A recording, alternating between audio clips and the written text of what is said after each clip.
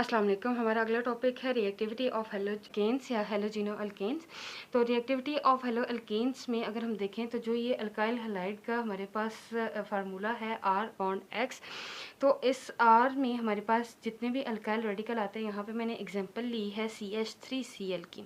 तो इलेक्ट्रोनेगेटिविटी का डिफरेंस इनके दरमियान में होता है। इलेक्ट्रोनेगेटिविटी हमारे पास क्या होती है? The tendency of an element या of an atom to attract the shared pair of electrons toward itself. मतलब ऐसे एटम की एबिलिटी कि वो इलेक्ट्रॉन्स को अपनी तरफ अट्रैक्ट कर सके जो शेयर हुए हुए होते हैं उस एटम में, उस बॉन्ड में। तो यहाँ पे जो है वो मैंने क्लोरीन और कार्बन के दरमियान में जो इलेक्ट्रोनेगेटिविटी का डिफरेंस है उसकी बात करूँगी कि रिएक्टिविटी अल्काइल हैलाइड की कैसे आती है। तो कार्बन की अगर हम देखें इलेक्ट्रोनेगेटिविटी वो हमारे पास आती है 2.55 और क्लोरीन की हमारे पास आती है 3.16। तो अगर हम जो है वो इलेक्ट्रोनेगेटिविटी डिफरेंस निकालें, इन दोनों को माइनस कर दें, तो हमारे पास जो वैल्यू आती है वो 0.61 है।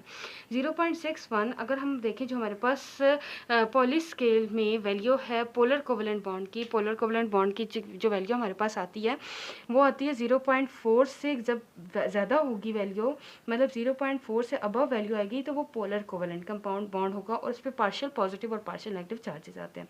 तो ये हमारे पास है 0.61, तो मतलब 0.4 से ज़्यादा है तो हमारे पास ये जो बॉन्ड है ये पोलर है, और जो इलेक्ट्रोनेगेटिविटी ज़्यादा है वो किसकी है? 3.16। तो मतलब क्लोरीन की एबिलिटी है कि वो अट्रैक्ट कर सकता है इन इलेक्ट्रॉन्स को अपनी तरफ, वो लेके जा सकता है। तो इस पर जो है वो पार्शियल नेगेटिव का चार्ज आता है और इस पर हमारे पास पार्शियल पॉजिटिव का चार्ज आता है कार्बन पे।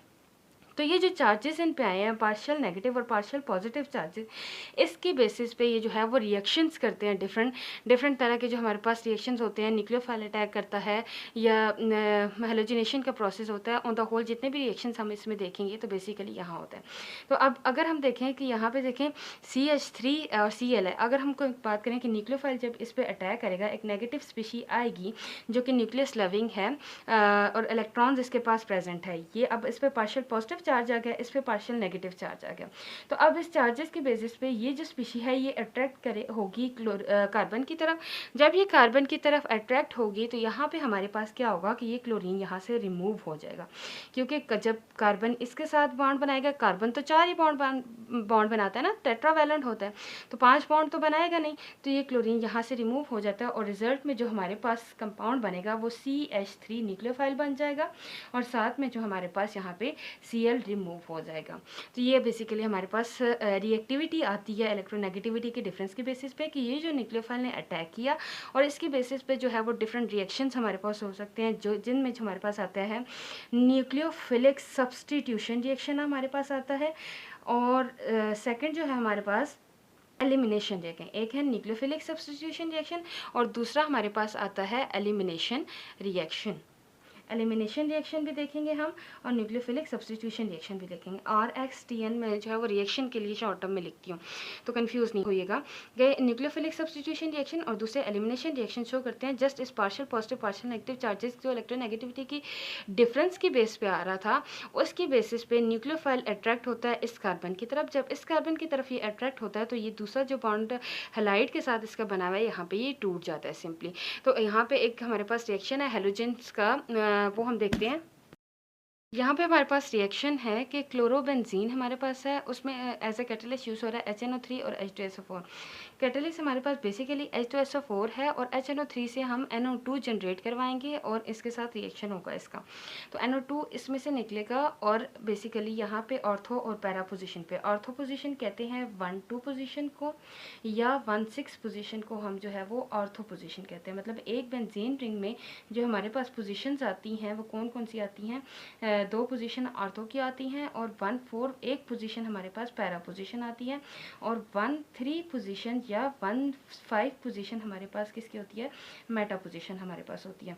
मतलब 1-2 पोजीशन या 1-6 पोजीशन, 1-1 3 पोजीशन, 1 5 पोजीशन और ये पोजीशन हमारे पास पैरा पोजीशन है। तो यहाँ पे बेसिकली जब क्लोरीन है, क्लोरीन इसके साथ अटैच्ड है। एक्चुअली क्लोरीन ग्रुप 7 से बिलोंग करता है। इसके पास 7 इलेक्ट्रॉन्स होते हैं और एक इसे चाहिए ऑक्टेट कंप्लीट करने के लिए। तो जब ये ऑक्टेट कंप्लीट करने के लिए यहाँ पे इसने बेंजीन रिंग के साथ जब बॉन्ड बनाया था, तो बेसिकली ये अपने इलेक्ट्रॉन, इसके पास लोन पेयर है, ये इस रिंग को ये इलेक्ट्रॉन दे सकता है, इसको जो है वो एक्स्ट्रा स्टेबिलिटी प्रोवाइड कर सकता है। तो जब भी कोई भी जो है हमारे पास सब्स्टिट्यूएंट आएगा अटैच होने के लिए, तो वो जैसे कि पहले अभी हमने न्यूक्लियोफाइल का रिएक्शन देखा था कि क्लोरीन को उसने रिप्लेस कर दिया था, लेकिन यहाँ पे ये इसे रिप्लेस नहीं कर सकता। इसे रिप्लेस नहीं करेगा तो क्या करेगा, तो जो पोजीशन, जिस पोजीशन पे ये बाइंड करेगा, एक पोजीशन हमारे पास ऑर्थो वाली है उस पर बाइंड कर सकता है और दूसरी जो है वो पैरा पोजीशन पे ये बाइंड कर सकता है। जो यहाँ पे इससे एक NO2 यहाँ पे बाइंड किया हुआ है और दूसरा जो है बॉन्ड बनाया हुआ है उसने, और दूसरे ने जो है वो पैरा पोजीशन पे यहाँ पे बॉन्ड बनाया हुआ है और H2O यहाँ पे रिलीज होता है। बेसिकली ये मैकेनिज्म जो हमारे पास है, जिसमें जो है वो HNO3 जब रिएक्शन करता है हमारे पास H2SO4 के साथ, तो यहाँ पे क्या होता है कि NO2 हमें मिलता है रिजल्ट में और SO4 जो है वो यहाँ से रिमूव हो जाता है। HSO4 यहाँ से निकलता है। रिएक्शन को बैलेंस करना पड़ेगा। इस यहाँ पे नाइट्रेशन का बेसिकली एक प्रॉपर स्टेप है जो कि पिछले चैप्टर में एक्सप्लेन किया गया। मैं आई बटन में लिंक इसका दे दूँगी, तो आप इसके मैकेनिज्म जो है वो डिटेल में देख लीजिएगा। तो यहाँ पे जो पोजीशन हमारे पास बचती हैं रेजोनेंस में, वो जस्ट ये पोजीशन है जहाँ पे मेजर प्रोडक्ट बनता है और दूसरी हमारे पास ये पोजीशन आती है। तो अगर एरोमेटिक हैलाइड्स हमारे पास होंगे तो वहाँ पे बेसिकली क्या होगा कि जो एरोमेटिक हैलाइड में ये वाला बॉन्ड है, यहाँ पे ये टूटेगा नहीं, बल्कि इसके साथ जो है दूसरी जो पोजीशन हमारे पास ऑर्थो और मेटा वाली, पैरा वाली पोजीशन है, वो एक्टिवेट होंगी। मेटा पोजीशन क्यों एक्टिवेट नहीं होगी? मेटा पोजीशन तब एक्टिवेट होती है जब हमारे पास इलेक्ट्रॉन विथड्रॉइंग ग्रुप प्रेजेंट होते हैं। इलेक्ट्रॉन विथड्रॉइंग ग्रुप वो ग्रुप्स होते हैं जो कि रिंग से इलेक्ट्रॉन्स लेते हैं। रिंग से जो इलेक्ट्रॉन्स ये लेते हैं उनको कहते हैं इलेक्ट्रॉन विथड्रॉइंग ग्रुप, मतलब जिनको खुद इलेक्ट्रॉन चाहिए होते हैं।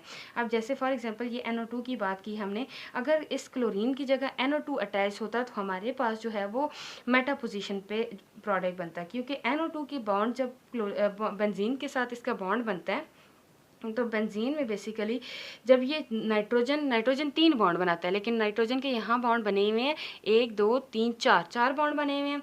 तो यहाँ या तो इसे 5वां बॉन्ड चाहिए या जो है एक बॉन्ड इसका टूटना चाहिए, तो इस पर पॉजिटिव चार्ज आता है और इस ऑक्सीजन पे नेगेटिव चार्ज। मतलब इस नाइट्रोजन के पास लोन पेयर नहीं है, एक्स्ट्रा इलेक्ट्रॉन्स भी नहीं है और खुद से स्टेबल भी नहीं है, तो ये इलेक्ट्रॉन इस बेंजीन रिंग से लेगा, खुद जो है वो नहीं करेगा। तो ऐसे ग्रुप जो कि बेंजीन रिंग से इलेक्ट्रॉन्स रहते हैं इलेक्ट्रॉन विथड्रॉइंग ग्रुप कहते हैं, और उस वक्त पोजीशन जो हमारे पास सूटेबल होती है वो मेटा और पैरा, ये मेटा पोजीशन 1 3 पोजीशन और 1 5 पोजीशन पॉसिबल होती है। यहाँ पे electron withdrawing group denoting group था। डोनेटिंग ग्रुप में हमारे पास CH3 ग्रुप भी आता है, लेकिन CH3 के पास इलेक्ट्रॉन्स लोन पेयर नहीं होते। CH3 के बजाय यहाँ पे हेलो एल्केन्स पड़े हैं, तो यहाँ पे इसके पास लोन पेयर है। लोन पेयर इसने जो है वो रिंग को अगर दे तो एक्स्ट्रा स्टेबिलिटी प्रोवाइड कर सकता है। तो इसके लिए जो पोजीशन सूटेबल है वो यही 2 पोजीशन हमारे पास आती हैं। नेक्स्ट लेक्चर में इंशाल्लाह हम SN1 SN2 और E1 E2 डिस्कस करेंगे। SN1 SN2 क्या होता है, तो ये सारी चीज़ें हम उसमें देखेंगे। तो यहाँ पे आपने इसकी प्रैक्टिस अच्छे से करनी है। होप सो आपको अच्छे से तरीके से समझ आ गया होगा। अगर कोई आपका क्वेश्चन हो तो आप मुझसे कमेंट बॉक्स में पूछ सकते हैं। Thank you so much.